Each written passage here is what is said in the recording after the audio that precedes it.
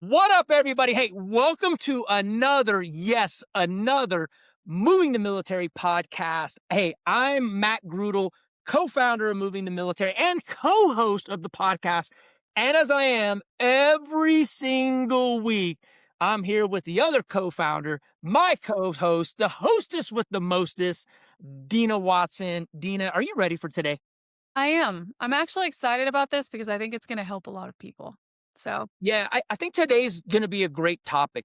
This week, I mean, it's for us, right? This week is only a couple days in, and literally, man, what a great week, man. We literally had a phenomenal VA appraisal class the other day. And then today we finished the way VA questions to interview your loan officer. Because here's the deal, and I said it earlier today on the class. I do not want to work with the VA loan officer that touts, and I know I said touts, that touts the fact that they save deals. I don't give a shit that you save a ton of deals. That's cool. I want to work with the VA loan officer that actually constructs, builds, puts the file together, that we're not always in throw the cape on superhero save mode. We're not mitigating shit all the time. We're actually getting it as smooth as possible across the closing table. And that doesn't happen just by picking someone. That happens by taking the time and vetting them and asking questions. And if you ask questions, Dina, and they get defensive, red flag number one, time to move on. yeah, so today what we're going to do is we're going to give you 10 questions and then we're going to go into some detail on why you ask each question. So, today's podcast, by the end of it, you're going to get 10 questions as a real estate agent that you should ask if you are interviewing someone to take on your clients that are a VA client that have a VA home loan. One of the things that we know for sure is that agents understand the benefit of the VA loan or understand why their clients should use it. But when you're not armed with the right questions to interview lenders that you may have coming to you, you don't actually know who's the best lender to service that client and who's the best lender to give them their benefit. So, one thing that we know for sure is that by the end of the day today, you will be armed with 10 questions that you should ask any lender, even your friends, on how solid they are on their knowledge around the VA home loan benefit and how to use it the right way. Because you're not given that. And the other thing that we talked about today was the shocking, which we're not gonna go down this path, Matt, but, like, No, but I think we look at. Here's the thing. I'm gonna go ahead and call a okay. man decision on this, right? I'm gonna throw some authority out there, right? Here's the deal. I think we need to because I don't think enough real estate agents, especially those that serve military clients, and I damn sure know the consumers don't know this, right? But it is shocking It is. to know the number of hours, well, the limited number of hours it actually takes. Yeah, so here's where we're gonna start. I'll warm this whole thing up a little bit. Most real estate agents will complain at some point in their career about how low the bar is to enter into real estate and get your license. But what they don't realize is that the bar is actually substantially lower in almost every state in this country to get your lending license. And so I say that because we assume that because those people are the ones messing with the money, that they should be more highly qualified than we are, or at least equally as qualified as we are, but they're not. And so, in every single state, the requirements for your real estate license and your lending license are different. And what we found out not too long ago was that in some instances, the people who are the lenders in the situation don't actually even have to be licensed under certain circumstances, which is wild to me. I put it in the chat in the class earlier, and without getting into details for every state, because we'll leave that up to you. In the state of Tennessee, for example, there are about 4 times the amount of hours to get your real estate license as there is to get your lending license, okay? And that includes continuing education and some other things. In Texas and Colorado, it's about the same.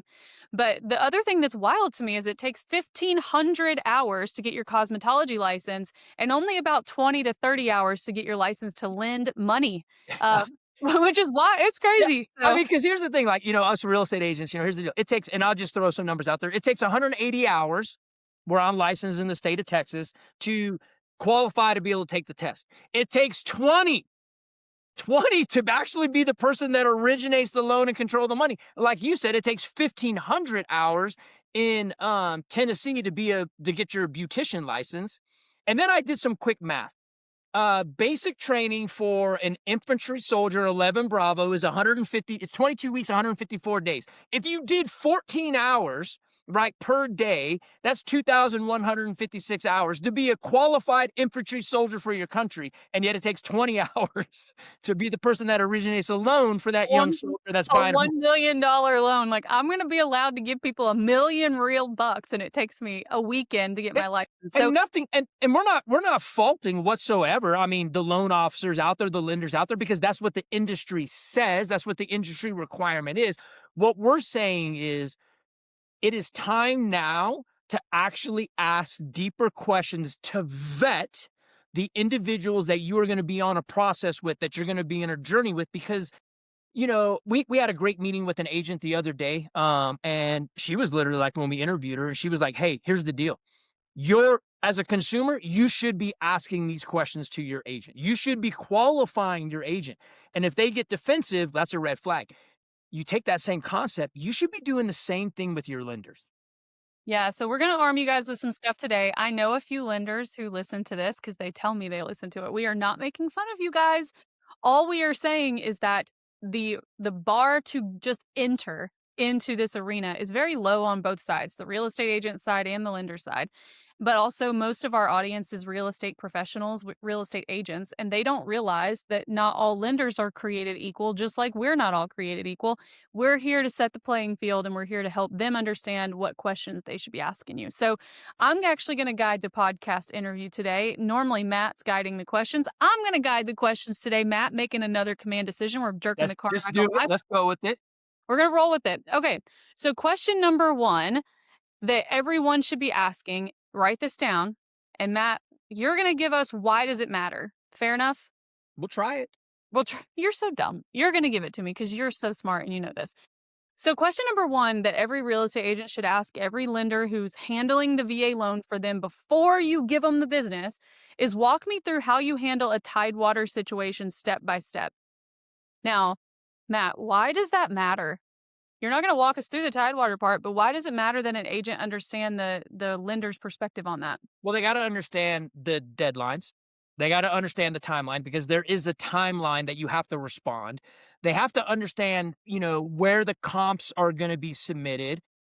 They have to understand that depending on where it's at, it's not emotional, it's purely data driven, right? And so those things are important, because you want your lender to say, "Hey, if it hits Tidewater, here's how we're going to communicate. This is where the information's going. This is how fast I need it. And this is where I need to gather the information from." What you don't want to do is wait past the deadline, right? Or have the wrong comps, or send them to the wrong place, or give the wrong information, and then it's dead in the water. Well, or you don't want to have them say what's tidewater. That would be a really a big red flag. And if they Yeah. ask you that, please just stop the interview and Yeah. move on. Like, If question they're number like, "Hey, well, we're not coastal. I don't know what the tide is. It's time to move on." Yeah, or if they say, "Don't worry about it, I haven't had one of those in a year or 2 years," or "That's not gonna happen," that's not an answer, okay? So, question number 2, what specifically counts towards the VA 4% concessions cap and what doesn't? It's im I'm You gonna take this start one. with this. Yeah. It's important to know this because people say, and I actually had somebody say this to me not too long ago, a couple months ago, that they can only contribute up to 4% total of the purchase price. And that's actually not true. That's an old myth that's not 100% true. It's partially true, partially not, depends on how you categorize things. But if a lender doesn't understand what the 4% rule even is to begin with, you could be asking for money from a seller. The seller could be willing to pay more than 4%, and then your lender doesn't know how to use it, and your client is out money. So it's important to know, do they understand what counts towards the 4% rule, what doesn't, and how to navigate that conversation with the client? Matt, do you want to add anything? No, I think that's it, because I think that a lot of times right now, especially in this market, the fact that it's bipolar and you have no idea where we're going to be at, you have to be knowledgeable on what actually can be in the concessions and the amounts that are out there, because buyers want to know what's going to come out of their pocket. Yeah, 100%. And if this is just me being a buyer's agent, if the seller is willing to offer you 20% concessions, we want to figure out a way to use as much of the money as we legally are allowed to. It's I don't know why I don't know why we'd want it any other way. So then let's skip down a little bit. We're going to skip around for a second. Let's talk about overlays, Matt. So the next question that every agent should ask every lender, and you're going to share with us why this matters. What overlays does your mortgage company add on top of the VA guidelines? Why is that important to know? Because here's the thing. The VA has they have a minimum guideline, right? And so they have a minimum guideline of what it's actually going to take to get the VA loan. But every lender out there, every mortgage company, every lender out there, they put their own overlays on top of the actual VA loan requirements based on the amount of risk or the appetite or risk they're willing to take. Some lenders are able, based on how big they are and the funds they have, to take more risk, so they don't have as many overlays. Other lenders, depending on how small, boutique they are, they may require a ton of overlays, right, for that loan because they're just not willing to take that much risk, or they don't have the funds or the availability to take that much risk. So overlays really is based on the lender, on their appetite for risk. Yeah, and just in case somebody doesn't know, an overlay is just an additional rule. What are the additional rules and requirements that they lay over the tops of the rules and requirements from the VA itself? So when Matt says overlays, all he means is what are the additional rules and requirements that these Credit score, amount, the different amount Yeah. down, the different things that they're doing to make sure that the loan is secure for their side based on their appetite for risk. Well, and one of them that we heard the other day, somebody in the chat box asked the lender that was teaching the class, like, "Do you do VA loans on manufactured and mobile homes?" And he said, "We do it. There are many places that don't, and the lending institution says that the VA won't loan on that, but they will as long as the company is okay with the risk." And so even things on what types of properties you can buy with the VA loan is an overlay from the company, not the VA Well, itself. even the overlay of whether that mobile home, that single wide, can be moved once or twice is an overlay that based on the appetite for risk that the mortgage company, the lender, puts on there. Yeah, we're telling you guys all of this because it's really easy for a lender or whomever to say, well, that's just not possible, or the VA doesn't allow it. When in all reality, their company just doesn't allow it. The VA doesn't really care. And so who you go to really matters. And it matters that you understand that every company does not have the same rules. We're all playing by the same guidelines. We all have the same guardrails, right? But we don't all have the same set of rules. So let's talk about number 4. How do you structure deals when a buyer has some of their entitlement already tied up? So, why would that be important for a real estate agent to ask? Well, because you have agents right now that we think about the entitlement, right? A lot of them don't understand entitlement, right? They don't understand what the entitlement is. They don't understand if it's a first time purchase with the VA loan, whether there's a county limit tied to it. Can I buy my second home with the VA loan? How much do I need? What do I need to do? How much entitlement is remaining? Entitlement plays a lot into if you want to buy multiple homes using the VA to create some type of wealth. And if a lender doesn't know how much entitlement or how to actually figure out the entitlement that you have left, I think we had today on the class, they explained the bucket. I love the way she said, like, hey, let's say that it's $900,000 for that county limit and you have it in the bucket and you use it 300. Well, you still got $600,000 in an entitlement that you can eventually use, and you can put the entitlement back in the bucket. They have to understand how it is so you can have multiple properties. And can I buy again with my VA loan? Yeah, and when you ask that question, if they say, well, you can only use it once, wrong answer, go to a different lender, stop Yeah. the interview, move on.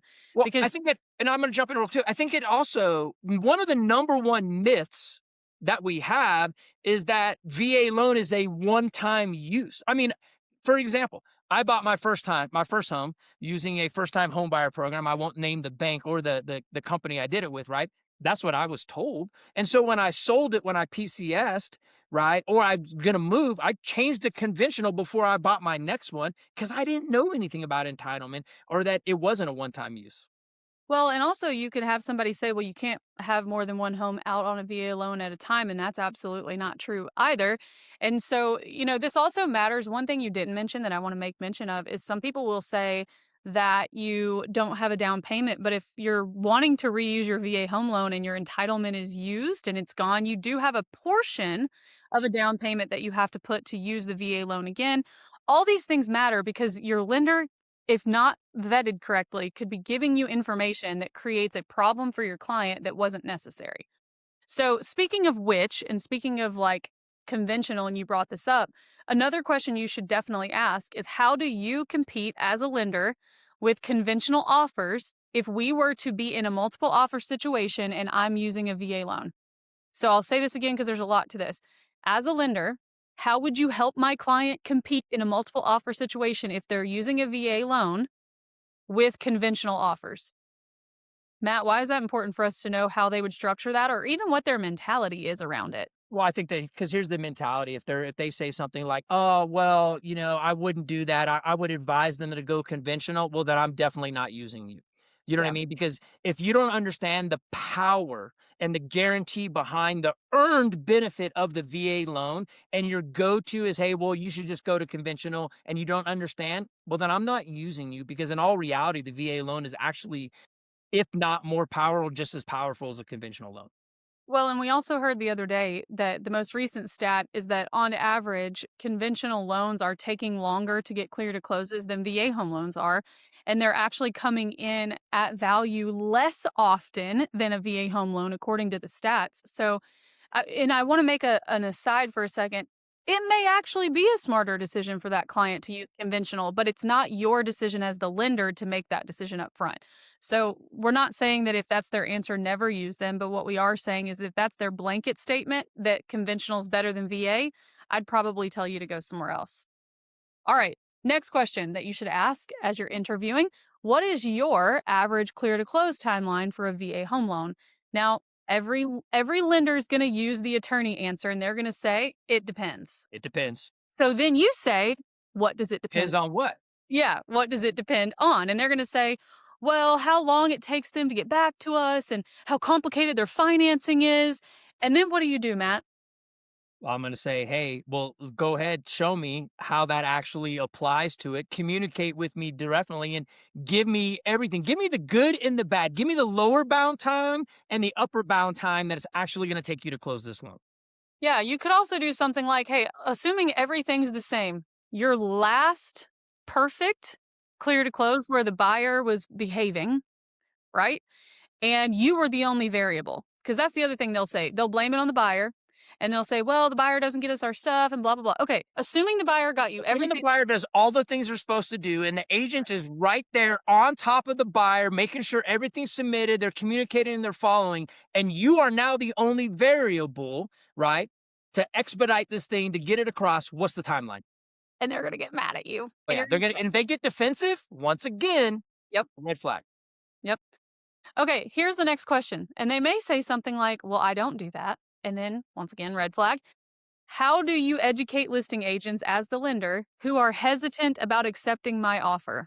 So, as the lender, what are you doing to help me get my offers accepted? Why is that an important question, Matt? Well, because here's the thing, I want to make sure that the lender that I'm working with, number one, is exposed to the benefits of the VA loan. They have an experience with it, and they're going to educate the agent on the other side. Because when they educate the agent on the other side, it does two things. One, it fills that knowledge gap, and it also helps us get the deal to the closing table. I want you to help me experience that education, right? I want you to have that communication so that it is literally all of us communicating together, working together to get it across. If you're unwilling to help me educate the agent on the other side, then we have a problem. Yeah, well, and more importantly, you don't get paid if I don't get paid, homie. You don't get paid per hour. So if you don't help me get this thing under contract, guess what we're going to do? We're going to go to another lender. And in my raw early 20s, when I thought everybody owed me something, I actually said that one time. I called, this guy was being difficult. He was the lender on the file. And I called him and I said, I want you to understand something. You're the only variable here. We're going to go find another person to work with and you're going to make no money. Yeah, But guess who's not going to make no money? Me. this deal, yeah, here's the deal. This Like, deal is going to get done with or without you. You can, yeah, either you can help me help the agent on the other side, which is only going to benefit you later, right? Because here's the thing, if you're a lender and you're educating the agent on the side, that agent on the other side will probably use you again because you help them get something to the across the line, especially in the market we're in today. So this deal is going to get done with or without you. You can either be a part of the journey or not. It's up Or to you, homie. yeah, and here's the thing, y'all, the streets of real estate these days are hard to find clients. If I worked as the real estate agent, I want you to fully step in your power in what I'm about to tell you. Adopt my attitude for just 5 minutes. It will serve you well. If I worked my ass off, Matt, to find a client who's pre-approvable in today's market and wants to buy a house, I'll be damned if I'm not going to get paid on that deal. So you're going to come with me or you're going to watch, but I'm getting paid. They're getting a house. You're the only variable. Well, here's the thing right now. What we see in the market today is you have so many people that are ready and willing to Can't buy buy, anything. but they're not able. So if Y- I find somebody that's actually able Yeah. and ready and willing, and you're not willing, right, to get us across the table, I'm going to find somebody else that's able to do it themselves. Yeah, yeah. I promise you, it ain't gonna be me that's gonna be broke. I got a live one. We're making it to the closing table with or without you, Mr. or Mrs. Linder. All right, moving on, so I don't get in trouble. Here's the next question: what's your approach? And remember, you're asking the lender this. What's your approach when a buyer tells you they want to buy a multifamily property with their VA loan? Why do we need to know the answer to I'm that? going to throw that one back to you, Dina, because you have a little bit more experience at that. Okay. Well, here's why it matters because most lenders will say you can't do that. Mhm. This is a sniff test. So just throwing this out here. I said this in the call we were just on. They teach detectives at every police department around the country and all federal agencies. You Okay, never ask everybody, a but question. everybody, hold up. I want to pause this. Okay. Everybody listening right now, right? I Hmm. want you to really write this down or like ingrain this in your mind because this is something you should be doing all the time. Go ahead, Dina. Okay. So in every police academy across the country, when they train detectives after the academy and the people have earned their right to be a detective and all the things, every federal law enforcement officer on planet Earth also knows that you never ask a question you don't already know the answer to. Why? Okay. In real estate, I'm going to tell you why. I'm a salesperson. The lender is a salesperson. So if I ask a good salesman why, whatever the question is, their job is to avoid answering the question and convince you through charisma and talking over you and talking too much and all these other skills to convince you that you should use them without actually answering your question. Politicians are trained to do this too, by the way. Why do you think they never answer the question? They don't answer the question because they don't have to. All they have to do is outtalk you, outwit you, and outlast you in the conversation, and you now believe that they know what they're talking about. So here's why I'm saying this. This question about can they use multifamily or not is not a real question. It is a question that you're throwing in there to decipher whether this person understands that you can, in fact, do that or not. Well, and I'm looking for an It's answer a around. gotcha question. It's a Yeah, gotcha. I'm looking. Yeah, I know the answer. So I'm looking for the lender, and I'm just going to be specific here. I'm looking for the lender on this type of question, right? This is that got you question. I'm looking for them to say something like, "Hey, we're not going to treat this like a normal purchase. We're actually going to treat this like a strategy." Like I'm looking for that. I'm looking for the lender to say, "Hey, man, absolutely we can do it, but we're not going to treat this like a normal purchase. We're actually going to treat this like a strategy conversation, a strategic purchase."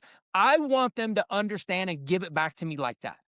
Yeah, what you're looking for first is do they know that that's allowed? Because it Mhm. is. You can Yeah. buy multifamily property with a 2 to VA 4 home loan unit properties, all duplex, day. triplex, fourplex. Yeah, all day. Of course, as long as you live in one Occupancy group, is required. you have to occupy one part of it. So you could buy a quadplex, live in one of them, have 3 other tenants, pay your rent, house hack yourself. Yeah, I mean, they have to know that rental income can be used to qualify. Yeah, all of this stuff is allowed. But if they say, "I don't think you can do that," or "I'm not sure how to do that," you should probably move on. They may, and here's the other side. They may be amazing at single family and not amazing at multifamily. That's okay. But as a multifamily purchaser, I need a lender who understands multifamily purchases and how to make all of this work. So, Just say to me, yes, it can be done. It just but has to be structured correctly. Then I know, okay, They're not just saying, yes, it can be done. They didn't just read one page. They actually know their strategy around structuring it correctly. Yeah. All right, we'll give you this as the last one. I know we're only at 9. We'll leave you cliffhanging on number 10, but that's our choice. So, number 9, what's one mistake you see as the lender real estate agents making over and over again with VA buyers? That's the last question we would have you ask them. What's one mistake you see agents making over and over again when they're working with VA buyers? Because this is once again a gotcha question. If they don't work with very many agents working with VA buyers, guess who doesn't close very many VA loans?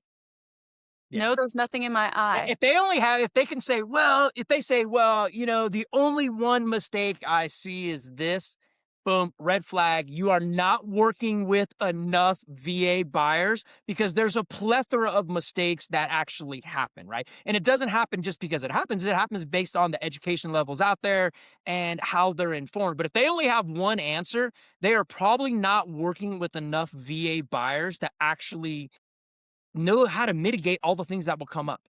Yeah, and it's kind of a gotcha question because if you ask them how many VA loans they've done, they'll say, "Oh, I've done tons of them." But if you say, "What's something that these agents are doing?" they will blame the agent, not know that you're talking about them, and they'll be like, "Oh, well, I've only seen one thing and here's what I've seen." So, those are the top 9. I know we said we'll give you 10. The last question you could ask if you wanted to is, "How do you see this as a partnership?"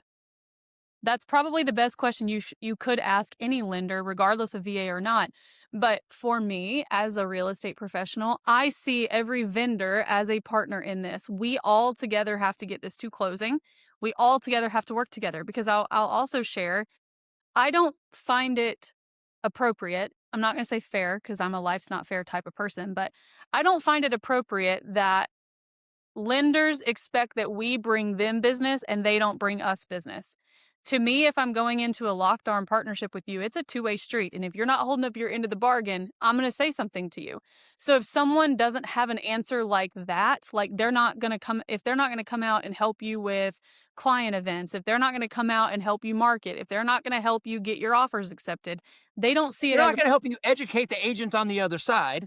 yeah, they probably don't see it as a partnership and I do. So then I'm not going to work with you. You might be a great lender, but you're not a partner with me and I don't need a leech. I need a partner in Yeah, and business. this is a question, Dina, that you kind of reserve for the end because you've already qualified them, you've already vetted them through the other questions. And if they've made it through your process and they're actually going to go in your buyer's guide, your seller guide, your PCS guide, whatever, is they're actually going to be name on there. This is the last question you've asked to make sure that it's going to be a true partnership. Yeah, and I think you should ask that question. We'll wrap this up in a second, but I think you should ask that question of all vendors. Like, in order to make it in my guide that I'm going to hand out to the public, you have to be a partner with me or you don't get in there. For an example, home inspector. The home inspector that's featured in my PCS guide is a true partner with me. The other day, we have a client who had a home inspection that kind of like there were a lot of things going on that they were not prepared for. And he came over and asked, like, "Hey, do you want me to guide your client through this home inspection?" Well, hell yeah, I do. I didn't see all those things. You did. Instead of saying, "Hey, let me know if you have any questions." No, of course they have questions. It's a home inspection that's got repairs on it. Instead, he offered to take time off of my plate and do something that only he really can do instead of putting that back on me. And he said, "Do you want me to guide them through this so that they can decide what repairs they want to ask for?" Yes, sir. Twice on Sundays. Thank you. I will appreciate you taking that 2 hours off of my plate. So, all of the people involved with you should be equal partners. They should all be reciprocal partnerships, not just one way streets. And we hope that giving you these 10 questions helps arm you with what you should be asking people to make those decisions. Find the VA lenders that, one, will answer these questions. Number two, they know where deals break. Number three, they guide the client with clarity and confidence throughout the process. They're willing to educate. And that's somebody that's been exposed and experienced enough that's actually going to prevent or mitigate things that happen. The VA loan is not harder, it's just a little different. Yeah, and it's actually not even that. There's rules to every loan, you guys. It's just what are the rules we're playing by. So, we hope that this helped you for the last 30 minutes. Matt, do you have anything special for the people before we Now, go? bottom line is this, like literally, yeah, empower yourself by asking questions. And like Dina said, look, you do it with your kids. I never ask my kids if they broke something without already knowing they broke it. So go out there and like Dina said, take these questions, Go out there and do yourself a favor. Educate yourself around what the exact answer is. Go to the VA handbook, go to the guidelines, go to the circulars, get the information, and then ask the questions. Your lenders, just like us real estate agents, we're magicians, smoke and mirrors. We're going to sell you, right? So have yourself prepared with the information before you go ask the questions. Yeah, and one question we get a lot is where can I find the guidelines and the handbook? You guys, google.com. Like, quit asking answers you already know how to you And know, then, my or go to, I think it's va.org, va.gov, wherever it's at. Go there and sign up. And you can sign up with the stuff you want, and they will, any circular, any change will just keep coming to you in your inbox. Go Google.com. spend today, find it one time and set it up to where it just comes to you, and spend 5 minutes a day reading it. Well, that, and you know, the cool thing too is so Google, I'm being a smartass, but look for yourself before you hit the easy button and ask anybody. All you have to do is Google VA handbook, VA loan handbook, and it first thing is pops up. But the other thing you could do that we would encourage you to do, we're here to teach you how to become an authority in your marketplace. Take the VA buyer guide, the VA handbook, the circulars, create content around the information in there. Every single day, read for 5 minutes and then create a reel about what you just found out, right? It helps you become more of an authority. So with that, I'm going to be the hype woman today. I'm going to end the podcast, give you a little pep talk, tell you to get off your ass, ask the right questions, create content, have a good time doing it, make a lot of money, and we'll see you here next time.